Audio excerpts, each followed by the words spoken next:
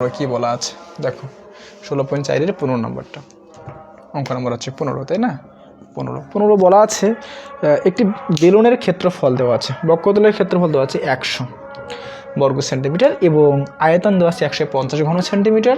এখান থেকে বেলুনের উচ্চতা বের করতে বলছে এবং ব্যাসার্ধ বের করতে বলছে। সোজা ভাইয়া, খুবই সোজা। আর কি লিখো কি কি দেওয়া আছে বেলুনের, বেলুনের কি বক্রতলের কি ক্ষেত্রফল, এটা কত আছে বলতে পারবা? কত বলো তো? 1000 বর্গ সেন্টিমিটার এটা। আর হচ্ছে আয়তন দেওয়া আছে, বুঝছো? আয়তন কত আছে জানো? 150 ঘন সেন্টিমিটার। এখান থেকে তোমাদের বেলুনের এই বেলুন আছে না, এই বেলুনের তোমাদের কি বেলুনের তোমার ব্যাসার্ধ বের করতে বলছে, ব্যাসার্ধ তাই না, ব্যাসার্ধ। আর কি বলো তো, আর কি আনতে বলছে জানো? আর আনতে বলছে তোমাদের উচ্চতা। এই দুটা জিনিস বের করতে বলছে, সমস্যা কি? আর সামনে বের করবো। তো এখানে বেলুনের কিন্তু বক্রতলের ক্ষেত্রফল দেওয়া আছে, কত বলো তো? 1000 বর্গ সেন্টিমিটার। তো আমাদের বেলুনের বক্রতলের ক্ষেত্রফল সূত্র জানতে হয়। বলো তো বেলুনের বক্রতলের ক্ষেত্রফল সূত্র কী লেখা যায়? বেলুনের বক্রতলের ক্ষেত্রফল সূত্র হচ্ছে 2πr/s। আমরা পড়েছিলাম, মনে আছে তোমাদের? মনে থাকার কথা। এগুলো আমি প্রথম লেকচার 16.4 সামনে যখন করিয়েছিলাম 1 নম্বর লেকচারে, সেগুলোতে শিখে এসেছি আমরা। তোমাদের খাতায় লেখা আছে, দেখো একটু খাতাটা বের করো, সূত্রের খাতাটা বের করে দেখো। বেলুনের বক্রতলের ক্ষেত্রফল সূত্র হচ্ছে 2πr/s। তো যেহেতু এখানে বক্রতলের ক্ষেত্রফল দেওয়া আছে, তো আমরা শর্ত মতে লিখতে পারি। শর্ত মতে কী লেখা যায়? অঙ্ক শুরু হয়েছে, তোমরা লিখবাও পড়ে যে দেওয়া আছে বেলুনের বক্রতলের ক্ষেত্রফল 1000 বর্গ সেন্টিমিটার। অতএব শর্ত মতে কি বলো তো, কী লেখা যায়? 2πr/s সমান কি বলো তো? 1000। কারণ কি, এটা বেলুনের বক্রতলের ক্ষেত্রফল, এটা বেলুনের বক্রতলের ক্ষেত্রফল লেখা যাবে, বুঝছো? দুটো একই জিনিস। তাহলে আমরা এখানে একটু ক্যালকুলেট করি। দেখো তাহলে এটাকে আমি 1 নং মনে করলাম, এটাকে, সমস্যা আছে? এটাকে আমি 1 নং সমীকরণ মনে করলাম, বুঝছো? এখন আর কি দেওয়া আছে বলো তো? আর এখানে দেওয়া আছে আয়তন দেওয়া আছে। কার আয়তন বলো তো? বেলুনের। কিন্তু এখন বলো বেলুনের আয়তনের সূত্র কি? বেলুন বলতে সিলিন্ডার, বলো। আরও সোজা করে দিলাম, বেলুনের যে কথা সিলিন্ডার। তোমরা কিন্তু বেলুন আবার বইলো না বাচ্চারা, বেলুন বলো না, বেলুন বলো তো। কি বেলুন? বেলুন কিন্তু না, বেলুন। তো বেলুন বলতে সিলিন্ডার, তাই না? আচ্ছা, তাহলে আয়তন দেওয়া আছে। তো বেলুনের আয়তনের সূত্র হচ্ছে πr²,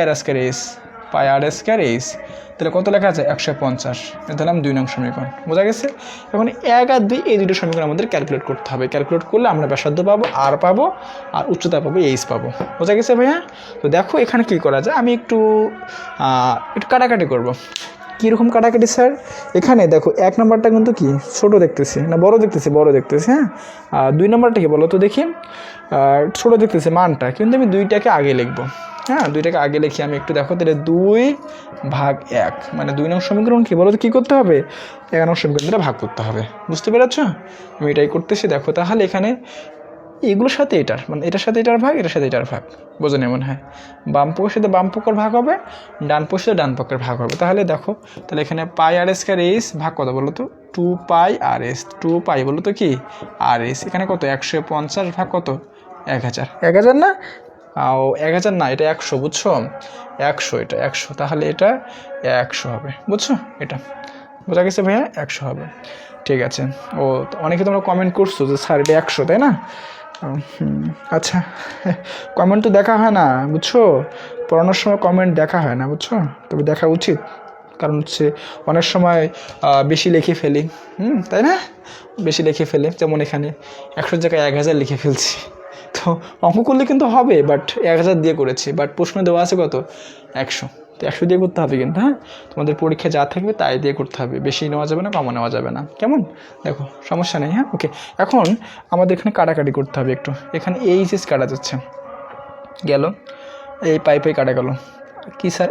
r² 2টা, এখানে আর, তাহলে কাটলে আর থেকে একটা থাকলে আর উপরে, আর নিচে 2 থাকে। বোঝা গেছে ভাইয়া? কাটাকাটিটা বুঝছো মনে হয়, তাই না? ঠিক আছে, পরীক্ষা আবার কাইটো না তোমরা খাতায়, মনে বাদ দিয়ে দিবা, বুঝছো? যে ফিনিশ। ওকে, এখন এখানে এই যে 0 কেটে দাও, 15কে তুমি 10 দিয়ে ভাগ করো, 1.5 আর 1.5। ওকে, এখন এখানে কি আর বের করবো, তাহলে এখানে নিচে একটা 1 আছে, আর একে আর, তার মানে হচ্ছে আর এখানে কি 1.5 গুণন 2। এগুলো তো বুঝো ভাইয়া, এগুলো তোমাদের বেসিক লেকচারে পড়ানো হয়েছে। আর কি বলো তো? তাহলে 3 আসবে এখানে, বুঝছো? তাহলে 3 কি পেলাম? 3 কিন্তু পেলাম ব্যাসার্ধ পেলাম, কারণ আমাদের আর এর মান পেয়েছি, আর বলতে রেডিয়াস মানে ব্যাসার্ধ পেয়েছি আমরা। ওকে, তাহলে এখন এই যে আর এর যে মান 3 পাইলাম আমরা, এটা যদি তুমি 1 বা 2 যে কোনো একটা সমীকরণে বসিয়ে একটু ক্যালকুলেট করো, তাহলে কিন্তু তুমি এইচের মানটাও পেয়ে যাবা। বুঝতে পেরেছো? তাহলে আসো দেখো আমরা আর এর মানটা, বুঝছো, 1 নং বা 2 নং সমীকরণে বসিয়ে দাও। আচ্ছা, আর এর মান আমি 1 নঙ্গে বসিয়ে দিচ্ছি। আর 1 নঙ্গে, হ্যাঁ 1 নং বসিয়ে, আর এর কিন্তু মান কত 3 ছিল, তাই না? 3 লিখবা, আর সমান 3 1 নং বসিয়ে। আচ্ছা, এর মানটা কী ছিল বলো তো? 2 পাই আর এইচ সমান হচ্ছে 100। ওকে, ঠিক আছে। এখন এখানে আমাদের 2 থাকবে, 3.1416 পাইয়ের মান। আর বলতে কত স্যার? আর বলতে 3 পেয়েছি, 3। আর এখানে এইচ কিন্তু না, এইচটা আমাদের বের করতে হবে আরও। এখন এই যে সংখ্যাগুলো আছে এগুলো গুণ করে দাও, গুণ করে তুমি এইচটা এদিকে রাখবো, পরে এটাকে ভাগ করে দেবে, তাহলে কিন্তু আমাদের আনসার বের হয়ে আসবে। হ্যাঁ, তো 2 গুণন 3.1416 গুণন কী বলো তো দেখি? 3, তাই না?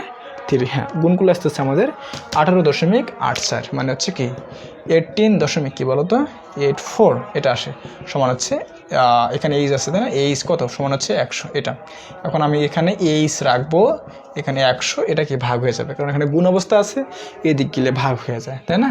18.84 এটা আসতেছে আমাদের। হ্যাঁ, এখন ভাগ করে দেখো কত আসে। 100কে তুমি আবার 18.84 দিয়ে ভাগ করো। হ্যাঁ, ভাগ করলে আসতেছে আমাদের কত বলতে পারবা? কত বলো তো? আচ্ছা, আমি এখানে করতেছি ক্যালকুলেটর, দেখো একটু। হ্যাঁ, কত আসে কত জানো? করলে আসতেছে আমাদের 5.34। 5 পয়েন্ট কী বলো তো? 5.30 এটা।